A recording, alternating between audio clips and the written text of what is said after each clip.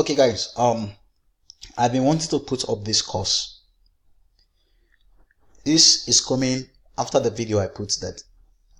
This is not trying to sell you a course, asking for your email or tell you to sign up for a course. No.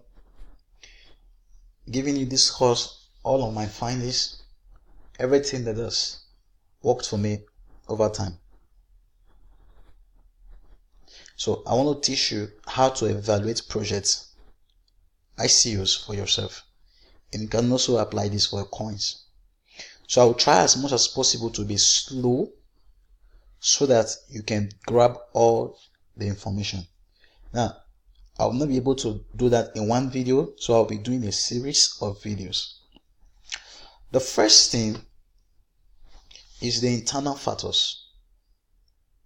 How do you assess an ICO? So you have the internal factors, then you have the external factors. So let's see some of the internal factors. The first thing is the team. So in the team, you can see the three things there, the three components. You have the crew, you have the advisors, and then you have the partners. Now, the team, the crew, who is behind the project? Who is the CEO? Who is this there? Who are the developers? Where are they coming from? You are trying to seek them because you see a kind of maybe a link to their resume, or on their website or on their white paper you see some of these stuffs about the founders. They tell you maybe he founded this company before, or he has been working on this. They give you a lot of things about the founders and the rest of them. And then the advisors, who is advising these people? Because no matter how a company may be so good, have all the expertise and the rest of them, they need advisors. It is said, make war in the multitude of counselors. So with the multitude of counselors, you'll be able to make a good judgment. So if a person in your life, if you are the one who do everything by yourself, you don't seek people's counsel, you are most likely to take very wrong decisions. So you need counselors who are in your in your feed to actually pull you through, mentors, counselors, to actually help you in the journey, because you can't go on your own. So then your partners, and the partners is in two dimensions. You have the financial and then the expertise. There are times where you see partners in a project. The partners, they could be investors, which is in the financial side, and then expertise. So maybe a company like Google or Amazon may be behind one of these projects, or any of these companies. They may provide the financial side, and they may also provide the expertise side. Then the second one is the journey so far. Now, you have to know that an ICO is a way of raising money, but not just raising money. You need money for something. So you should be looking at that stuff. What do you need money for? So the second thing you should be looking at is the journey so far. Where have you been coming from? That has to do with the past. Where have you been coming from? So you see a company that tells you, okay, you see the profile, they've been in business for like 3 years. Not only have they been in business for 3 years, they have things to show. They have profiles of transparency, and not only transparency, they have proofs. Then you can be able to, like I read in a book, the 100 absolutely unbreakable law of business success. Brian Tracy was giving a story of his friend that if you come maybe as a broker or someone who have investment knowledge and the rest of them, he said his friend would tell this person that, okay, let me see your books. Let me see what you've been able to do with your own money, or the money other people have actually given you.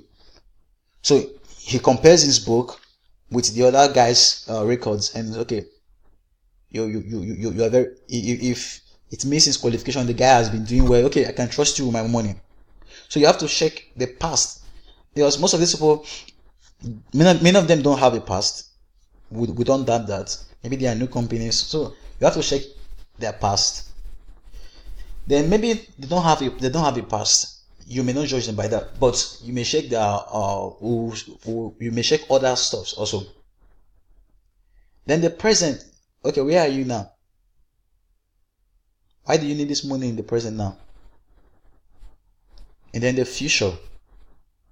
Where are we going from here?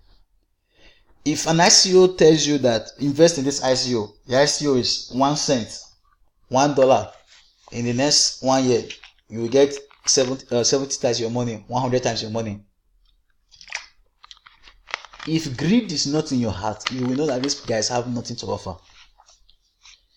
A good ICO does not do price prediction because the market is what determines most of this stuff. So keep that at heart. That's the third one has to do with value. What's your minimum viable product? Are you promising us? Are you? Because most times there are many ICOs that invest in this platform. You're going to get those are the scams part of them. What's your minimum viable product? Minimum viable product is a product with just enough features to satisfy early customers and to provide feedback for future development. So what's your minimum viable product?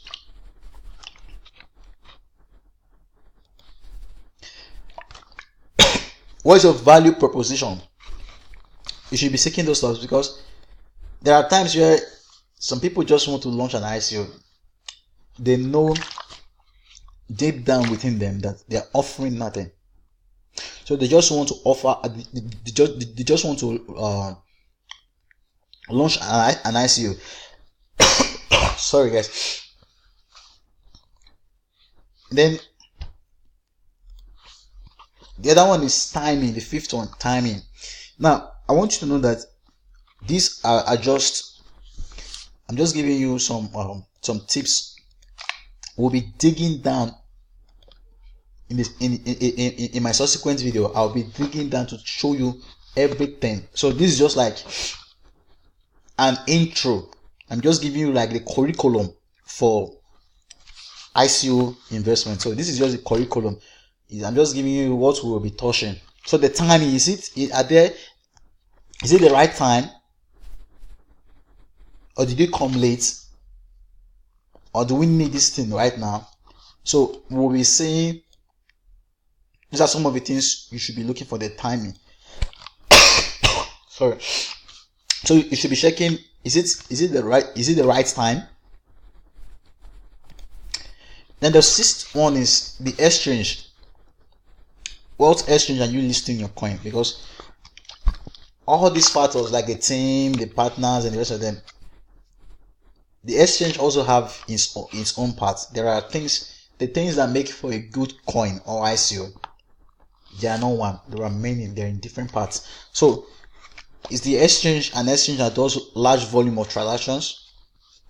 Then second is the quantity. How many coins do they have currently? Is it an exchange that have just few coins?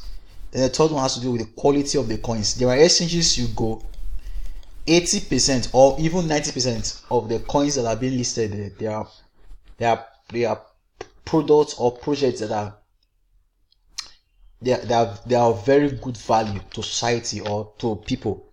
So they are not just coins where people just trade to make money. One of the example of them is Binance. Binance is an exchange that is too good to be ignored, because over 90% of the coins that are listed on Binance are very good coins. That's even though you don't know about ICOs or you don't know how to evaluate a coin. If you just buy any of those coins and hold them for 1 year, you should be guaranteed a minimum of 10 times return, because very good products. So, and most times the exchanges affect coins because most of these exchanges, they try to build reputation, and they don't just want to list a coin that maybe it people's money or there is no value to it. So even some exchanges most times and some ICOs find it very difficult to get to get an exchange actually list them. And there are times where even after this coin have been listed, maybe on one exchange, if you list it on another exchange, the price is affected automatically. We'll be touching on that one after the other. So you've not gotten everything. The icebergs, the tip of the iceberg. Then the seventh one has to do with disruptiveness. Will it disrupt the space? Will it disrupt the space? Is this something that, like Ethereum came with smart contract, and Ethereum is like the Java. Then you have a product like Lisk. There are many good products that are disrupting the space, like you have Wabi. So will you disrupt the space, or are you trying to create a problem and then solve it? Because there are many ICOs that can try to create a problem and then solve it. Or are you trying to solve a problem? Or are you just trying to solve a problem? Are you bringing something that would disrupt the space? You're having a Latos, you're having the key, you have many things. Very good product. Then the other one has to do with patents and copyright. There are products that have too much patents. Like there's a product called the key. Let me not talk about an ICO now, but do you have patents, or you just want to come and solve some other stuff? When you have a company that have lots of patents, that is to tell you that before they are coming to the public to actually raise money, they have something that they want to really do, that they need money for. Because most of the people who raise ICO, they don't have anything to offer most times. And then the other one has to do with the external factors. So the external factors has to do with ordinary people versus powerful people.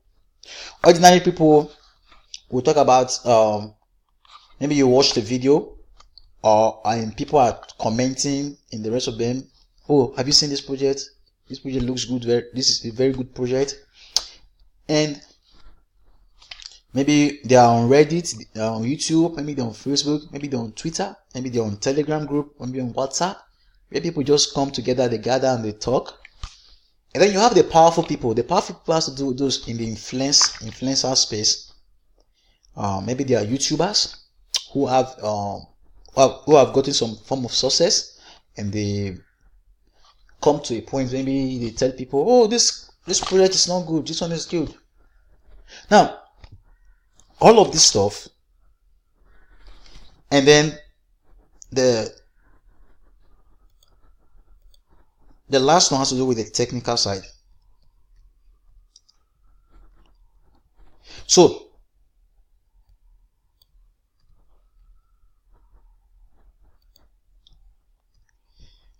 the internal factors, the external factors, and then the technical side. So I told you this is just an intro into everything you need to know, how to evaluate an ICO. I'll be showing you how to buy an ICO.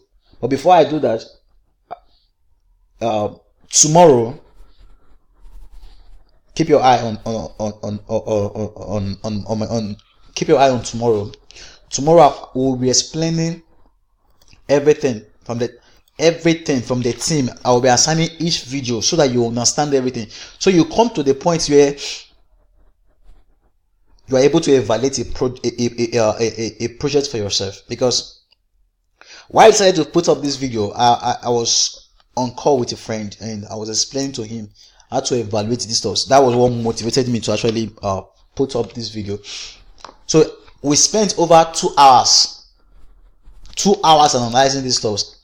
And I told him that I just told you 1%, not even up to 1%. So by the time you watch the subsequent videos, you will know that this video is just a tip of the iceberg. So guys, thank you very much. The space 2018, last year they were able to raise $4 billion. This year, I don't know how much they will be able to raise. They may be able to raise lower or much more. Do have a very good day.